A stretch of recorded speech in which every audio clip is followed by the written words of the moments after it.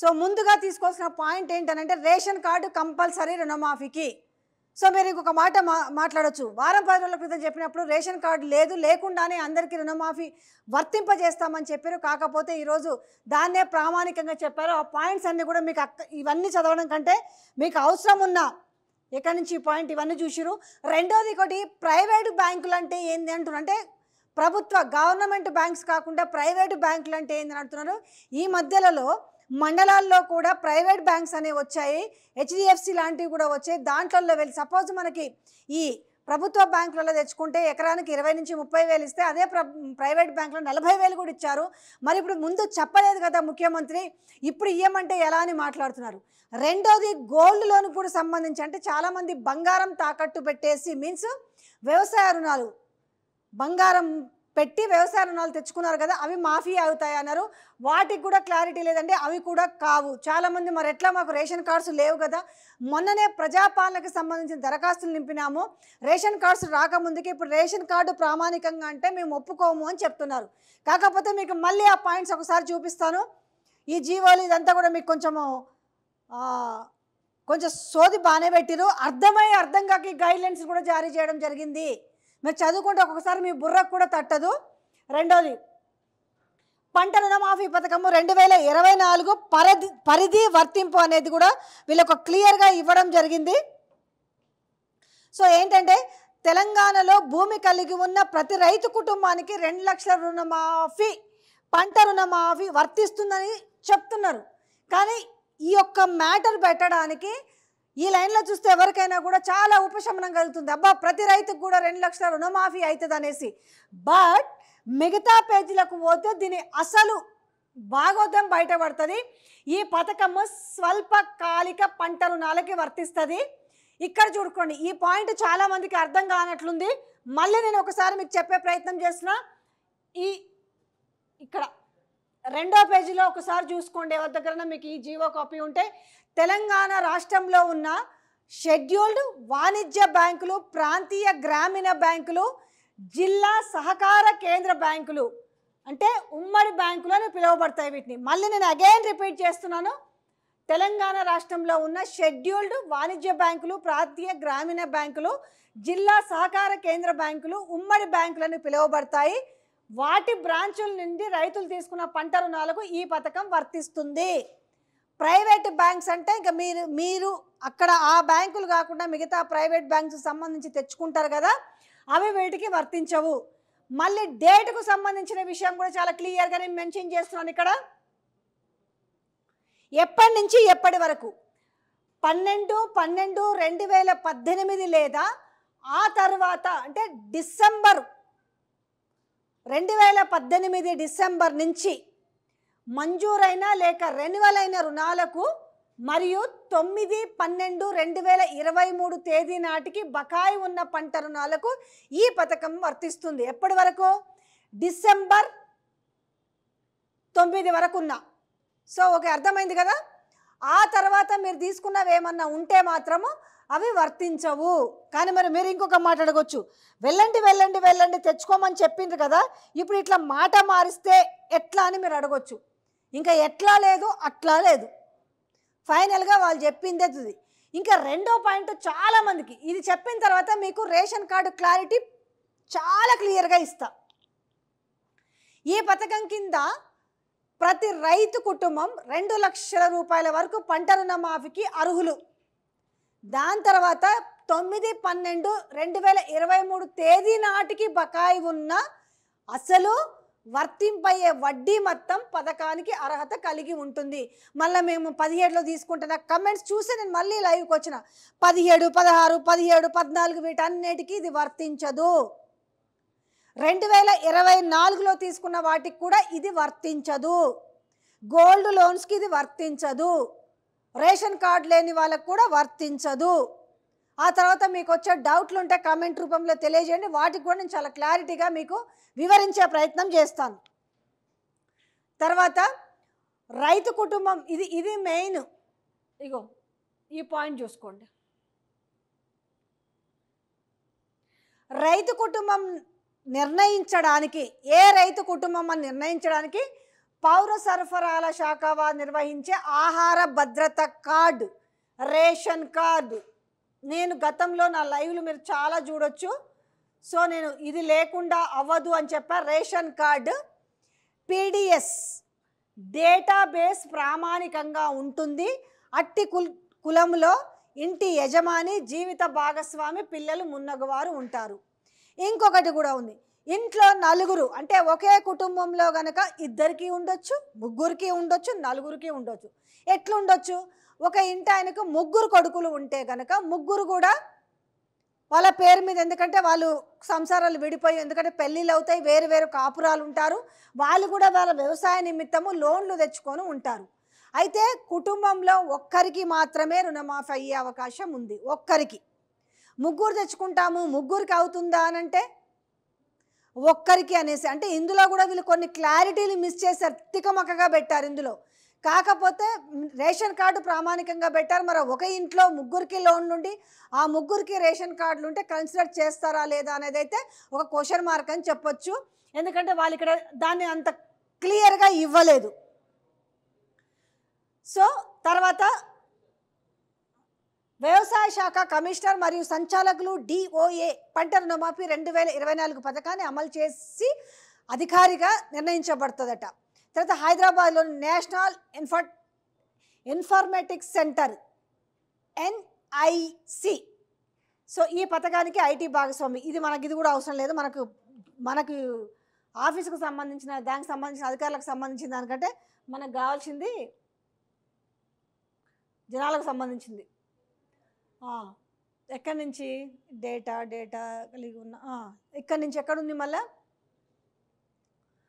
So ప్రతి bank CBS నుండి సేకరించిన డేటాను యథాతథంగా ప్రభుత్వానికి సమర్పించాలి. ఈ ప్రక్రియ యొక్క ఉద్దేశం తప్పుడు చేరికలు, తప్పుడు తీసివేతలు నివారించడం, అవసరమైతే వ్యవసాయ శాఖ సంచాలకులు మరియు NIC డేటా వాలిడేషన్ తనిఖీలు చేపట్టాలి. ఈ పథకం కింద లబ్ధిదారులు మరియు రైతు కుటుంబాన్ని గుర్తించడానికి బ్యాంకులు సమర్పించిన రైతు రుణ ఖాతాలోని ఆధార్ను పాస్బుక్ డేటా బేస్లోని రెండు కూడా మనం చెక్ చేసుకోండి.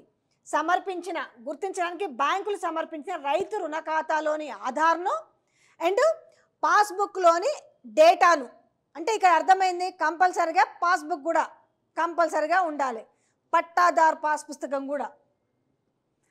తర్వాత ఆధార్ను పాస్బుక్ డేటాలో ఆధార్ సరి చేసుకోండి ఏదైనా ఇబ్బంది ఉంటే మాత్రం. దాని తర్వాత అర్హత గల రుణమాఫీ మొత్తాన్ని DBT పద్ధతిలో నేరుగా లబ్ధిదారుల రైతు రుణ ఖాతాలకు జమ చేయబడుతుంది.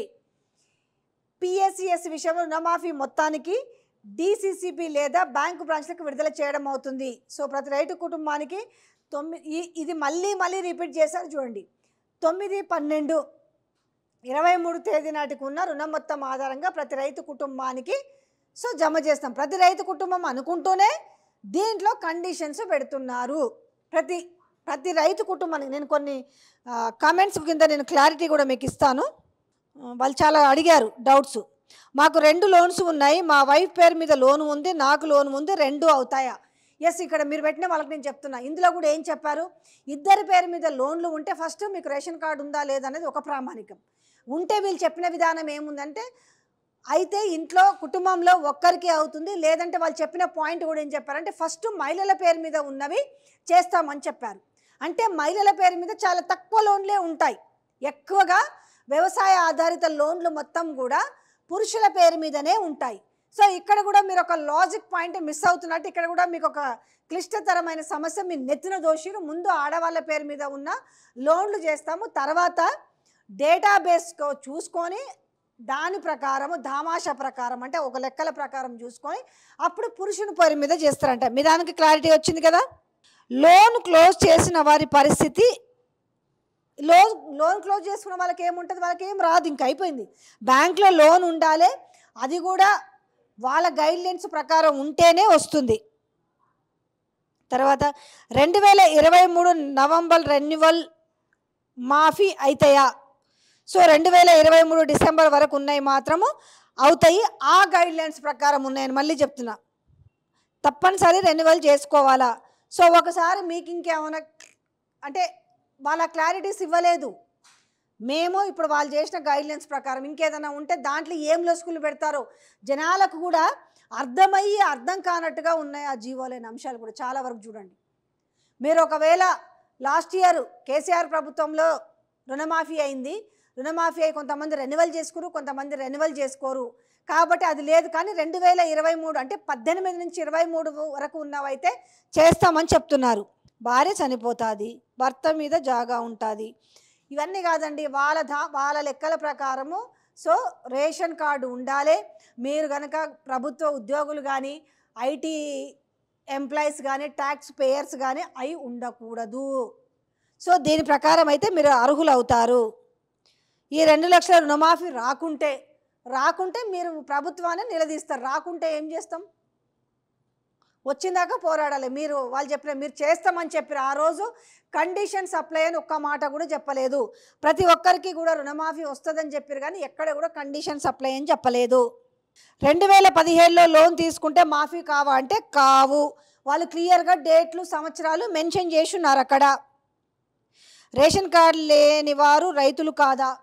అది నేను చెప్పలేను, ఎందుకంటే వాళ్ళ రేషన్ కార్డుని ప్రామాణికంగా తీసుకున్నారు. నిజంగానే ప్రభుత్వానికి చిత్తశుద్ధి ఉండుంటే మన ప్రజాపాలన పేరుతో దరఖాస్తులు స్వీకరించరు, కొత్తగా అర్హులైన వారికి రేషన్ కార్డులు ఇస్తామని చెప్పి ఆ రేషన్ కార్డులు ఇచ్చుంటే ఈరోజు ఈ సమస్య వచ్చుండేది కాదు. కాకపోతే ఈరోజు ఆ రేషన్ కార్డుని ప్రామాణికంగా తీసుకున్నారు కాబట్టి రేషన్ కార్డు లేని వాళ్ళకి రుణమాఫీ అయ్యే అవకాశం ఉండదు. రేషన్ కార్డు పెడితే కాంగ్రెస్ డౌన్ఫాల్ స్టార్ట్ అవుతుంది. ఏం డౌన్ఫాల్ అయినా కూడా ఇప్పుడు ఇంకో 4 గంటల దాకా మెయిన్ ఎలక్షన్స్ లేవు. స్థానిక సంస్థల ఎలక్షన్స్ ఉంటాయి. మీకు నొప్పి అయితే ఎవరికి పెయిన్ పొందినకి కదా, ఎవరికి నొప్పి ఉందో వాడికే బాధ ఉంటుంది. కాబట్టి ఆ నొప్పి ఉన్న ఆ రియాక్షన్ చూపించాలి. స్థానిక సంస్థల ఎలక్షన్స్లో ఆధార్ ఉన్న వారికి వర్తిస్తుందా అమ్మగారు అని పెట్టారు. వర్తిస్తుంది. ఆధార్ ఉండాలి.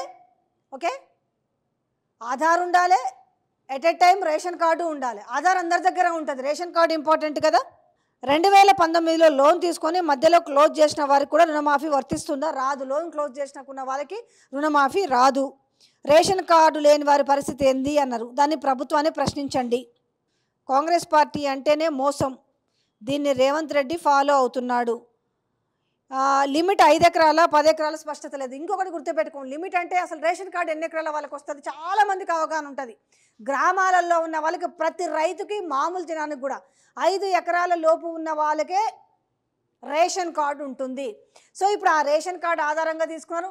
అంతేకాకుండా కిసాన్ సంబంధించిన డబ్బులు పడుతుండే, పిఎం కిసాన్కి సంబంధించిన, అంటే మోడీ పైసలు అంటుండే వాళ్ళు కదా, సంవత్సరానికి 3 దఫాల్లో 6,000 రూపాయలు పడేవి. ఈ 3 దఫాల 6,000 రూపాయలు ఎవరికైతే పడుతున్నాయో వాళ్ళకి మాత్రం బరాబర్ రుణమాఫీ అవుతుంది. ఇది బండ గుర్తుగా పెట్టుకోండి, వీళ్ళకి మాత్రం తప్పదు. అబౌట్ గోల్డ్ లోన్ లేదండి, ఆఫ్టర్ 2018 అంటే అయిన వాళ్ళకి మళ్ళీ అవుతుందా? సో అదే చెప్పారు కదా, 2000 డిసెంబర్లో తీసుకొని ఇప్పటిదాకా ఆ లోన్ మళ్ళీ రెన్యువల్ చేసుకుని రన్ అయినా కూడా మీరు వాళ్ళు ఇచ్చిన గైడ్లైన్స్ ప్రకారం కనుక మీరు ఉండుంటే మీకు డెఫినెట్గా అవుతుంది. రేషన్ కార్డు ఉన్న వాళ్ళ లిమిట్ ఎంత లేదండి. వాళ్ళు చెప్పారు కదా ఏకకాలంలో 2 లక్షల రుణమాఫీ అని చెప్పారు. ఆ 2 లక్షల రుణమాఫీ మాత్రం అవుతుంది. ఇంకా ఏమన్నా ఉంటే అసలు ఇంకా రాష్ట్రంలో ఎవరు ఉన్నారు మేడం రుణమాఫీ చేయనికి? అన్ని అంశాలు పెడితే ఇప్పుడు అంతే కదా, దేనికైనా కండిషన్ సప్లై. ఇప్పుడు నీకు ఆ రోజు ఎలక్షన్లు కాబట్టి ఓట్లు రావాలి కాబట్టి జనాలని వాళ్ళు ఇంకా పిచ్చోళ్ళు అనుకుంటున్నారు అనడానికి ఇలాంటి ఉదాహరణలు మన దగ్గర ఎన్నో. ఇప్పుడు ఏమన్నారు, పెన్షన్ ఏమన్నారు, వాళ్ళు 2 ఇస్తే మేము 4, వాళ్ళు 4 ఇస్తే మేము 6, 8 నెలలు అయింది ఇచ్చిరా కదా. కానీ ఇస్తారనుకోనే కదా ఈ 1.8% ఓట్ల శాతంతో గెలిచిరంటే వాళ్ళందరూ కూడా దేనికో దానికి ఆశపడ్డట్టే కదా. రెండోది ఇప్పుడు ఇది కూడా తెచ్చుకోండి, ఇప్పుడు తెచ్చుకుంటే ఇప్పుడైతే ఇంత, రేపైతే ఇంత అని 2 లక్షలు. కానీ 2 లక్షల రుణమాఫీ కండిషన్స్ కానీ కండిషన్స్ ఉంటాయని ఒక్క మాట అనరు. అదే ప్రజల యొక్క వీక్నెస్. అదే అంటే మీరు అనొచ్చు అది ఎల్లకాలం ఉండకపోవచ్చు, కానీ నచ్చినా నచ్చకపోయినా ఇంకా 4 ఏళ్ళు అయితే భరాయించాలి కదా మనం. SBI working SBI loan madam, మరి ఎస్బీఐ లోన్ తీసుకున్న వర్తిస్తుందండి. అంటే ఇప్పుడు ఈ హెచ్డిఎఫ్సీలు, ఐసిఐసిలు కొన్ని ఉంటాయి కదా, కోటాక్లు, ఇప్పుడు మనకి మండలాలకు కూడా ఏవైతే ప్రైవేట్ బ్యాంక్స్ అని వచ్చినాయి కదా, కొన్ని ధనలక్ష్మి బ్యాంక్స్ అని ఏంటివేంటివి ఉంటాయి కొన్ని బ్యాంక్స్, ఆ బ్యాంక్స్లో తీసుకున్న వాళ్ళకి మాత్రము సో ఇవి వర్తించవు. సో ఇదండి, ఎందుకంటే ఫైనల్గా మీకు చెప్పాల్సింది ఒకటే మాట, కుటుంబంలో ఉన్న వాళ్ళందరికీ కూడా రాదు. రేషన్ కార్డు క్రైటీరియా అంటేనే అర్థం చేసుకోండి. ఇక మీకు అందులోనే ఒక్క పాయింట్లోనే అన్ని పాయింట్స్ మిళితమై ఉంటాయి. ఇంకా మళ్ళీ మీకు ఎక్కువ డౌట్లే రానక్కర్లే. రేషన్ కార్డు ఉన్న వాళ్ళకి ఈ రుణమాఫీ వర్తిస్తుంది. 1,00,000 ఉందా, 2,30,000 ఉంటే మళ్ళీ చెప్తున్నా, అగైన్ రిపీట్, ఆ పై డబ్బులు తీసుకుపోయి మీరు బ్యాంకులో జమ చేయాల్సి ఉంటుంది. సో రేషన్ కార్డు వీళ్ళకి కూడా అంతే కదా. రేషన్ కార్డు ఉన్న వాళ్ళకే పిఎం కిసాన్ యోజన కింద డబ్బులు వస్తున్నాయి కదా, ఏవైతే ఉన్నాయో 6,000 రూపాయలు. సో వాళ్ళకి రేషన్ కార్డు ఉన్న వాళ్ళకే వస్తాయి కాబట్టి సో అదే బేస్లోకే వర్తిస్తుంది. ఇక మీరు ఎంత తిరిగి కన్ఫ్యూజన్స్ ఏమీ అక్కర్లే. రేషన్ కార్డు ప్రామాణికము 2018 నుంచి 2023 డిసెంబర్ లోపు ఉన్న వాటికి మాత్రమే అవుతాయి. ఆ తర్వాత తెచ్చుకున్న వాళ్ళకి అవ్వదు. అలాగే 2018 డిసెంబర్కి ముందు ఉంటాయి కదా, 17, 14, 15 పాత ఉంటాయి కదా, అవి కూడా కావు. గోల్డ్ లోన్స్ కూడా ఇవి వర్తించవు. నేను మళ్ళీ రిపీట్ చేసి చెప్తున్నాను.